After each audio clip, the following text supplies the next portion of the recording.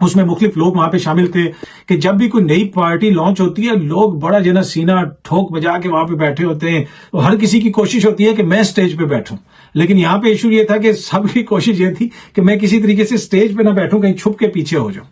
ठीक है, उनकी वो जो है ना को कहते शाकर तू आप सियाना है, ठीक है कि नहीं, साडा चेहरा वेख हाल ना पूछ, वो पता नहीं इसी तरह का कोई शेर है शाकर शुजाबादी का कि वो आप खुद सियाने हैं, आप हमारा हाल मत पूछें, हमारा जो चेहरा देख के जो है ना आपको हमारी हालत का अंदाजा हो जाना चाहिए। तो वहां पे जितने खिले हुए चेहरे थे वो आपके भी सामने।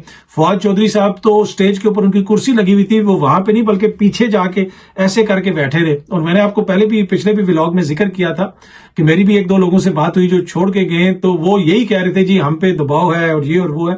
बाकी वो मैंने ये भी कहा कि फिर दूसरों पे भी तो दबाव है, वो तो बहुत सारे लोग नहीं भी गए। पर एनीवे वहां पे कुछ उनको ज्यादा वो खुश नजर नहीं आए फॉर सम रीजन। अब वल्लाह आलम इसका क्या रीजन है वो